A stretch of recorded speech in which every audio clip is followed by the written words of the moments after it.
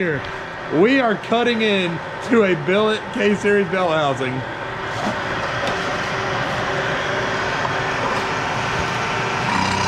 Oh, there he goes.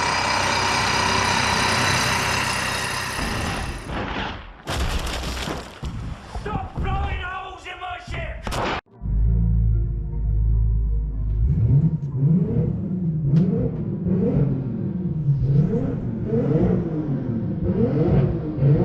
I guess that's my alarm clock. That's totally my alarm clock. Good morning, guys. I slept in the trailer last night because we got to get to work early. So let me pop some shoes on and go see what's going on.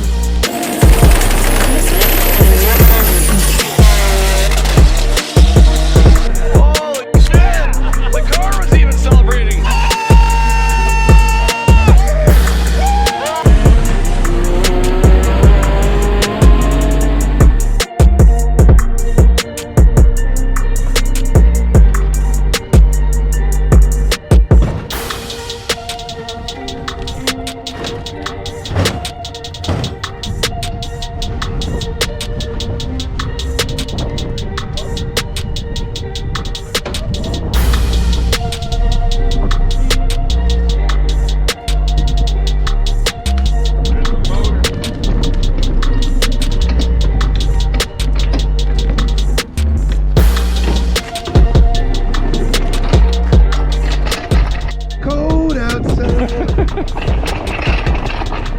You got the steering in. No.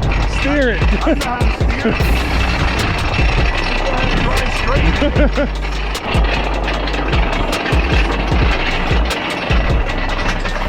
Are you ready?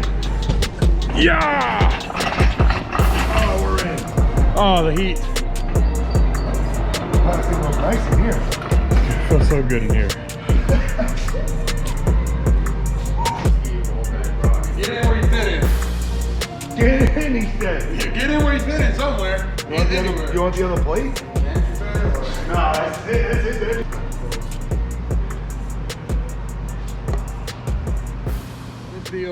This morning the car is looking absolutely beautiful. We've already got the mid plate and already out of here because we are fitting up a starter position for the K series. I got a lot of stuff I gotta do. We gotta figure out where we're gonna be mounting intercoolers, turbos, dry sump tanks, and then we had a big oof. So just 2 days ago, I got a message from Bill and he was like, hey man, your turbo flanges are wrong, because we switched to a V-band housing on the turbo and apparently I ordered the wrong ones. And I'm like, guys, PRI's like we have to have this like done like yesterday, and we don't even have the flanges. So big shout out to Real Street. UPS guy just came and dropped these off. Real Street next day aired some brand new flanges. Well, we haven't even opened it, so we need to verify it fits. But hopefully we have the right ones for PRI. The guys are getting the billet motor off of the engine stand, get it prepared to get put in the car. And then here are our brand new flanges and clamps from Real Street. Freaking lifesaver, guys. Thank you so much. So brand new turbine outlet. Oh yeah. Turbine outlet, perfect. Nice. Locating ring is perfect. Oh, it's glorious. But this was the one that really screwed us. And we got the brand new inlet flange. Money. Guys, big shout out to Pablo at Real Street. This man literally the day before Thanksgiving, or no, was this actually, no, it was the day before Thanksgiving. We were talking on Facebook Messenger and he was trying to help me out. Shipped this thing next day air, got it to me the next day, like right after Black Friday. It is like 9 o'clock in the morning on a Saturday, it's here. Can't forget the stickers. Oh yeah, one's got to go on the wall. Always going to be permanently up here at Bill Draghi Chassisworks.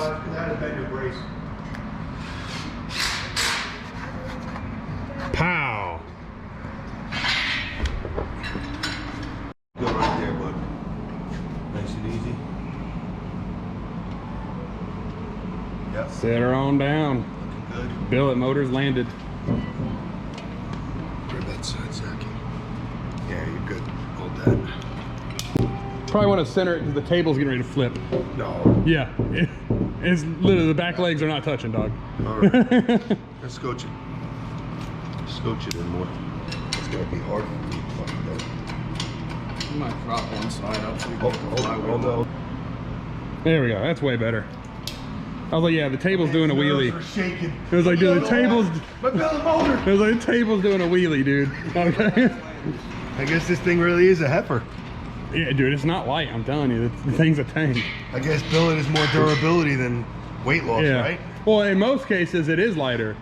Like I listened to HP Academy podcast where English Racing was talking about how the 4G63 is like 75 pounds lighter. It's the Wow. cheapest weight savings you can do for the car for $1. Right. Like not even talking about billet block. It's just lighter. Yeah, yeah.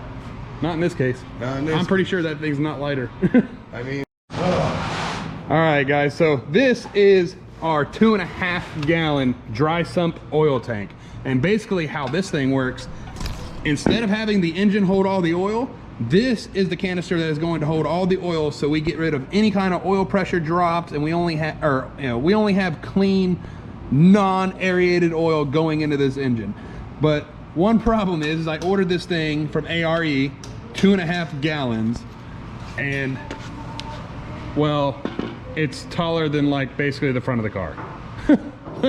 So we are definitely going to have some size restraints here, and there's really kind of only one place where I'm thinking about putting it, and of course that involves cutting out the fresh painted metal that they just worked really hard to do. So I guess I kind of have no choice here but to start cutting on the car that they just built.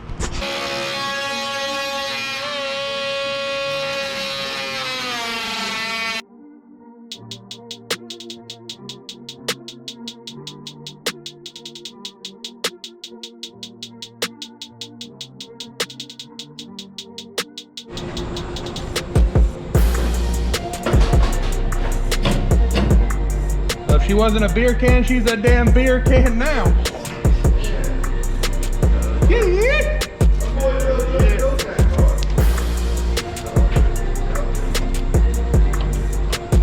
Also might buy you some room if you can adjust the clocking of the clamp. The bottom fitting's almost 5 inches, and then yeah. So then when we put a 24.5 inch tire on it, it's gonna be almost 3 inches from the ground. I gotta go up a hair more. Yeah. I gotta get it to the bottom of that. Yeah, for sure. Yeah, we're gonna have to remove this whole thing probably. We don't have a working adapter plate because we do not have a starter position. So Bill has been working with Russo on getting the starter position mounted, and now we have this thing in the Bridgeport, and all we have to do is cut this out. He's already got the bolt holes, and then we have a completed K-Series adapter.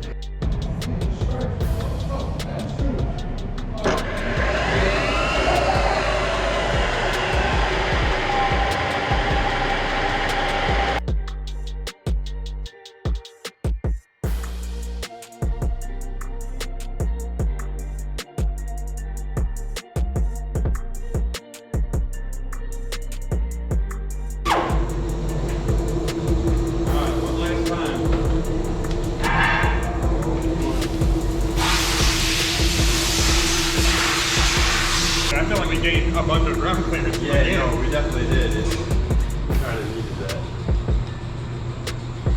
Dude, that looks killer.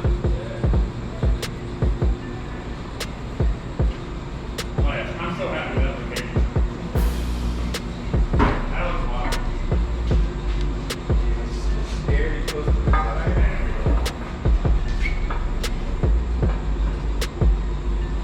Dry sump popping through the fender.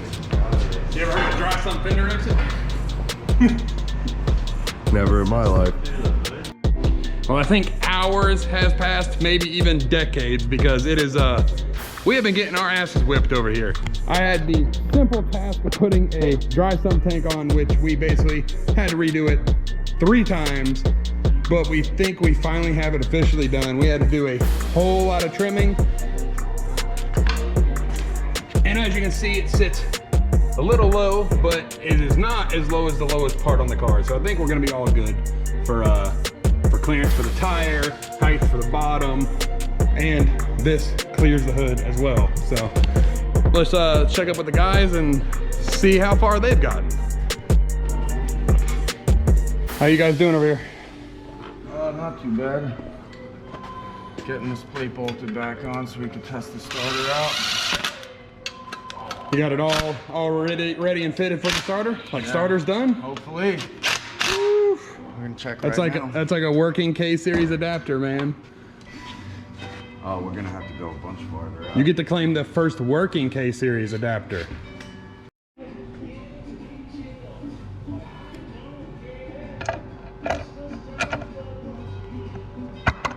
Shoo! Dowel pin is perfect.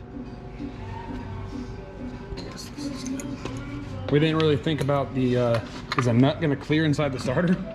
Yeah, I'm not one of these shouldered ones. But if we get one that's not shouldered, it'll fit.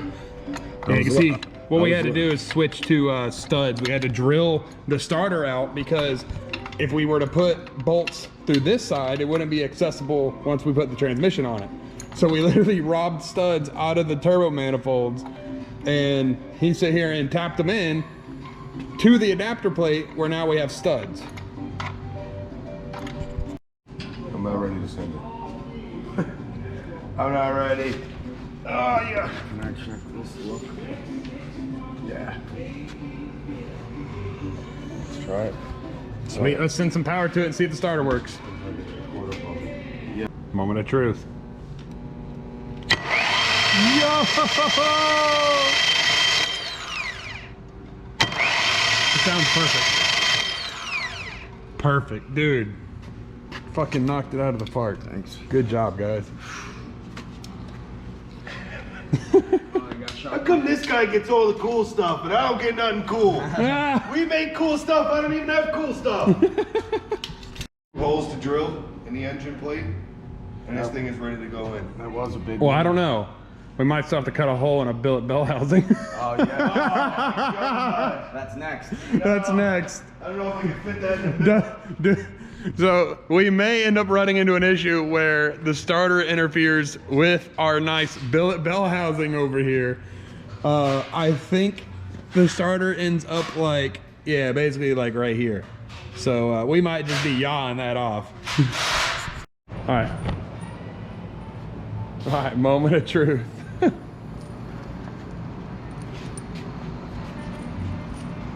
The bad part is I'm not even cringing if we have to cut the bell housing.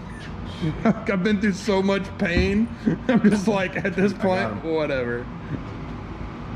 Ooh. Again. All right. Got bolts.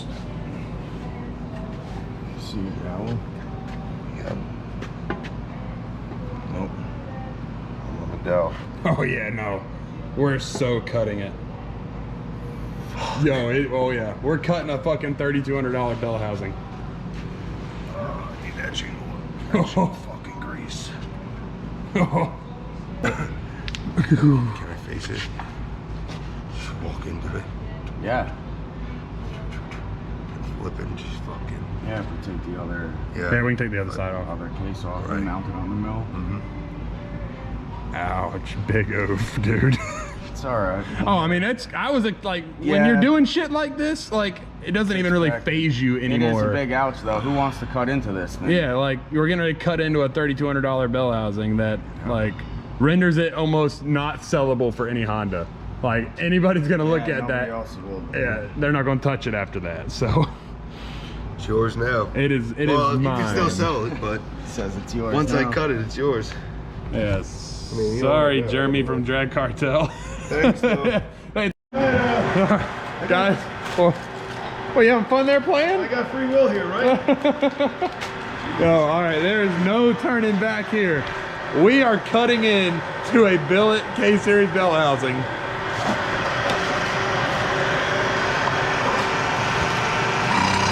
Oh, there we go.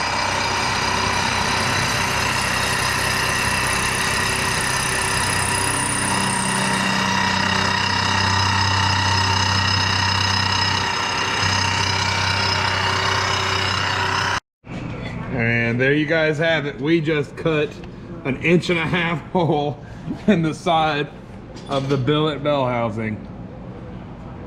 Now we just gotta see if it fits. Houseman got it. It's only half a transmission. Now that he cut the other half off. Would help if I had it. Hey, it would help if you put it on the he's just correct thinking way. Woo! I'm tired. It's been a long one. Actually, not too bad. Yo! Damn, Bill.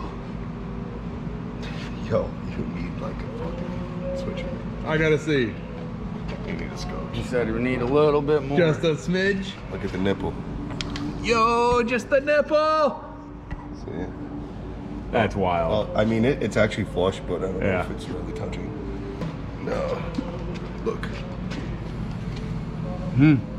So, Why is that? because I can't go up because look inside here. Oh, we need to grab some more off the bottom. Yep. So I can go up. Ah. I just noticed Okay. the rotation. Yeah, so just cut like what, that? Yeah. How far up you need to go? Quarter inch at least. Yeah, I'll probably lose that whole lot. Alright, cut 2. So close. Looks like we got one final cut, but it's gonna fit.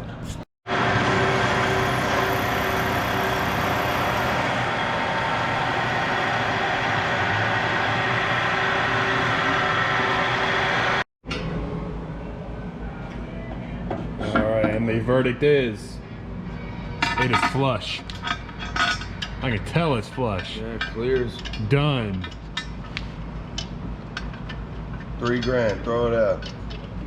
I know. How to turn your $3,200 bell housing into a $400 bell housing. Piece of scrap metal. That looks good. And it works.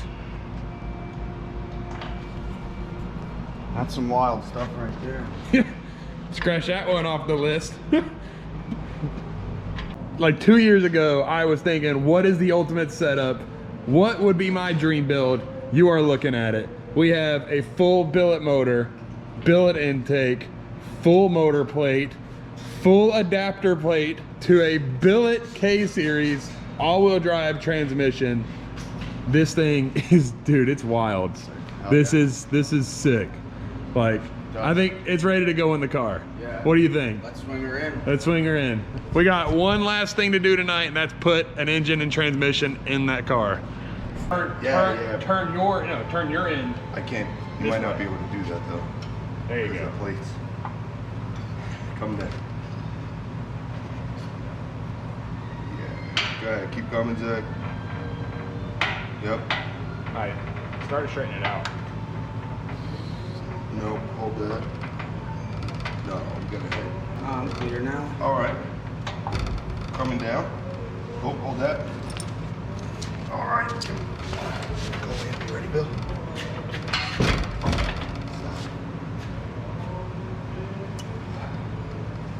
Right into the Russo, what's the saying around here?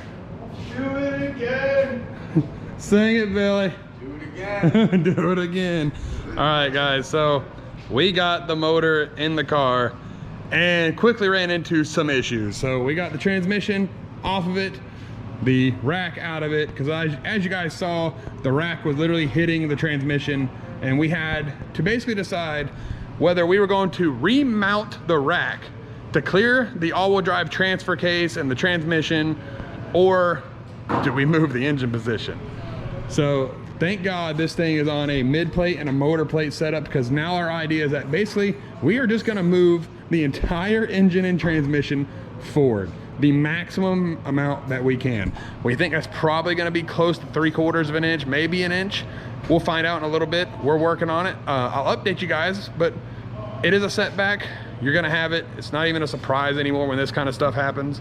But you know, it's also kind of beneficial, because like I was telling these guys, you know, that we're like, oh man, we got to redo the mid plate, and I'm like, hey, well, you know, engine position gets to move forward a little further, and it gives us a better weight bias. So this whole thing is now going to end up sitting maybe an inch more forward, which puts all more weight on the front wheels for when we run this thing in extreme front wheel drive.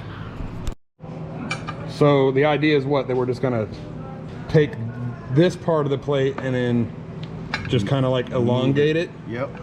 And then we'll just elongate that. And then the rear side, we don't have to elongate. We're basically just gonna eliminate this little leg, right? All right, so then we just eliminate this leg and we can basically move it maybe about a little over that much. Yeah. Move the bolt hole about right there. Probably another inch. I think we could probably grab another inch out of it. So I'll pick up the camera when we got some updates.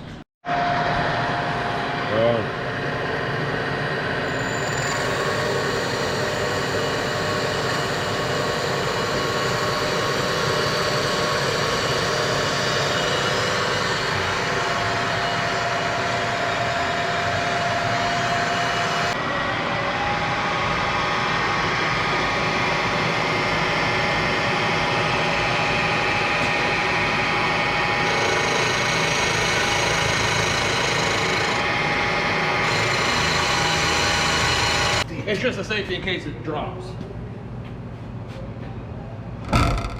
Whoa.